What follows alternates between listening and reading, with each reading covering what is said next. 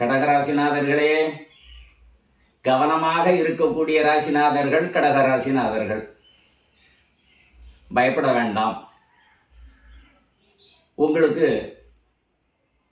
ராசியில் குரு வருகின்றார் ஜூன் மாதம் 1ஆம் தேதி.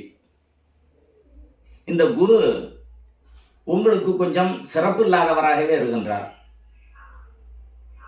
மன உளைச்சல்களுக்கும் மன அழுத்தங்களுக்கும் ஆளாகக்கூடிய நேயர்களாகவே கடகராசிநாதர்கள் இருக்கின்றீர்கள். ஜென்மகுரு என்று கூட இந்த ராசிநாதர்களை சொல்ல வேண்டும். இருப்பினும் குருச்சந்திர யோகம் என்பதும் ஒரு சில ஜோதிடர்களுடைய கருத்துக்கள். இந்த ஜென்மகுரு என்பதுதான் உங்களுக்கு தீய பலன்களை, நீங்கள் நினைக்கக்கூடிய விடயங்கள் நடக்க முடியாத ஒரு நிலை, நண்பர்களாலும் உறவினர்களாலும் குடும்பத்தார்களாலும் சிரமமான கஷ்டங்களை நீங்கள் அனுபவிக்கப் போகின்றீர்கள்.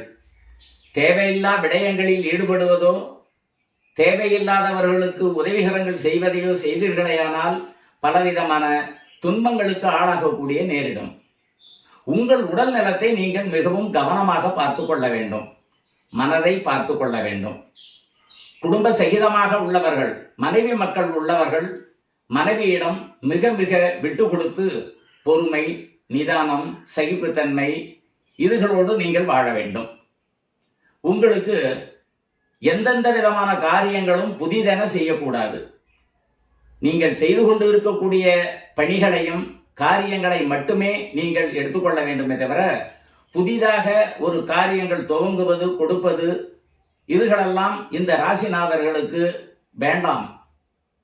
பயணங்கள் தொடர வேண்டாம். புதிய காரியங்களில் முயற்சிக்க வேண்டாம். கடன் வாங்கி தொழில் செய்ய வேண்டாம். கடன் வாங்கி பிறருக்கு கடன் கொடுக்க வேண்டாம். இந்த ராசிநாதர்கள் இந்த ஆண்டு மிக கவனமாக இருக்க வேண்டும். அதே அக்டோபர் மாதத்திற்கு பின் இப்பொழுது நான் சொல்லப்பட்ட விடயங்களை தாண்டி நீங்கள் செய்தீர்களேயானால் அக்டோபரில் இருந்து ஒரு 4 மாதம் மிக கடுமையான தாக்கத்துக்கு ஆளாகி மன உளைச்சலுக்கு ஆளாகுவீர்கள். உடம்பை பார்த்து கொள்ளுங்கள், குடும்பத்தை கவனித்துக் கொள்ளுங்கள். உங்களுடைய வாழ்வாதாரம் உங்கள் கையில்.